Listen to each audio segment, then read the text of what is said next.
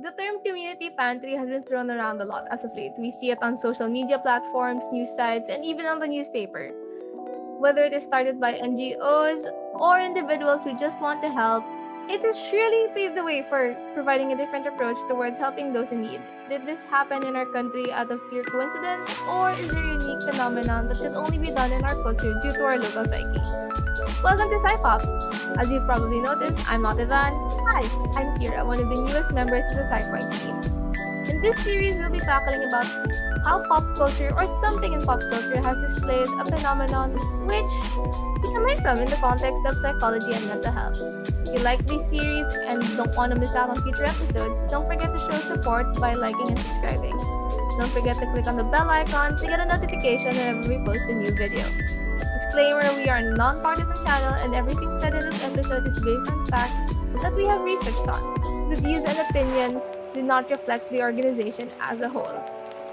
That being said, this sudden craze of community pantries can be traced on the Filipino value we call Bayanihan.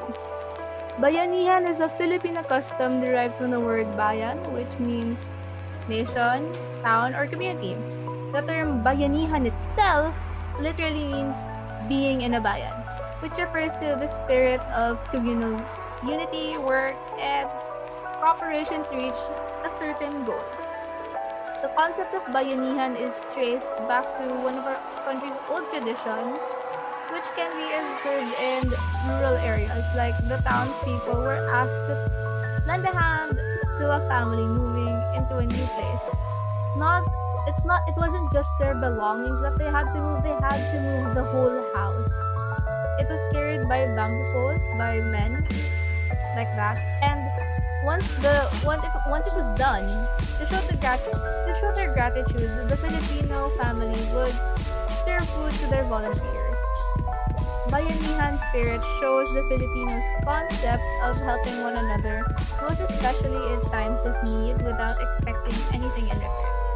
Now, Filipinos strongly believe in helping their kababayans, which is what we call them, fellow countrymen, in any possible way they can to extend a helping hand. It is our Filipino mentality of helping one another, and it follows through from Sikolohiyang Pilipino or Filipino psychology. Now, Sikolohiyang Pilipino is anchored on the Filipino thought and experience that we can understand from the Filipino perspective. Since before, Filipino behavior has, through the majority of psychologies introduced to the Philippines, it's always been analyzed from the Western perspective and based on Western theories. Since these theories were culture-bound, the picture of our local psychology has been mostly inaccurate.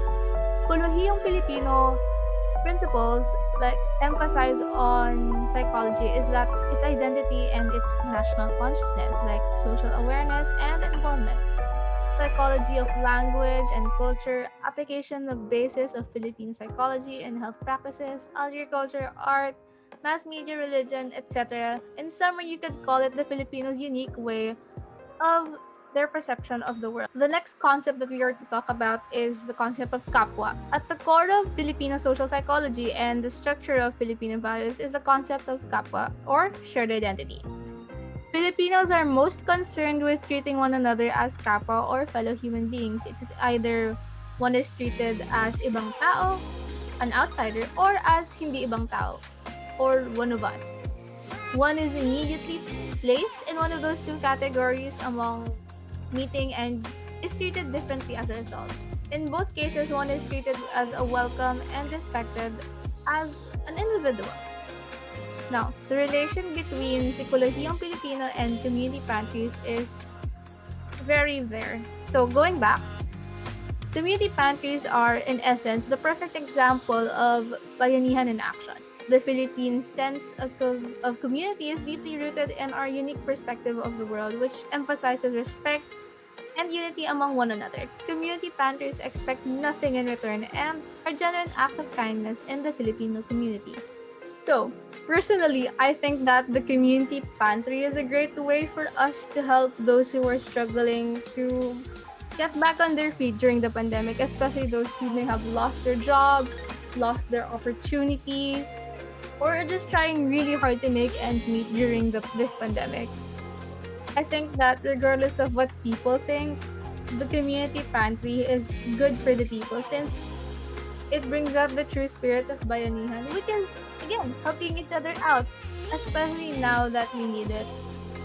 Because it's really, no one's going to help each other if other than ourselves. I think it's really good that we're making out initiatives that could help, not could help everyone. It gives everyone an equal opportunity to take what they can and survive.